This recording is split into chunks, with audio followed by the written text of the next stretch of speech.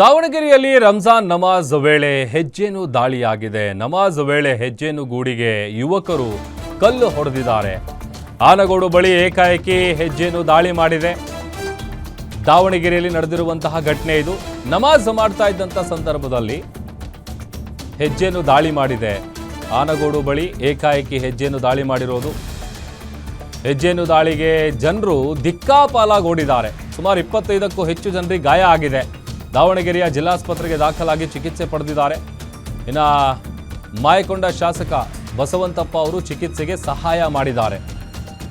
ರಂಜಾನ್ ನಮಾಜ್ ಮಾಡ್ತಾ ಇದ್ದಂಥ ಸಂದರ್ಭದಲ್ಲಿ ನಡೆದಂತಹ ಹೆಜ್ಜೆನು ದಾಳಿ ಇದು. ಯಾರೋ ಕಿಡಿಗೇಡಿಗಳು ಹೆಜ್ಜೆನು ಗೂಡಿಗೆ ಕಲ್ಲು ಹೊಡೆದಿದ್ದಾರೆ. ಈ ವೇಳೆ ಸುಮಾರು 25ಕ್ಕೂ ಹೆಚ್ಚು ಜನರಿಗೆ ಗಾಯ ಆಗಿದ್ದು ದಾವಣಗೆರೆಯ ಜಿಲ್ಲಾಸ್ಪತ್ರೆಗೆ ದಾಖಲಾಗಿ ಚಿಕಿತ್ಸೆ ಪಡಿತಾ ಇದ್ದಾರೆ.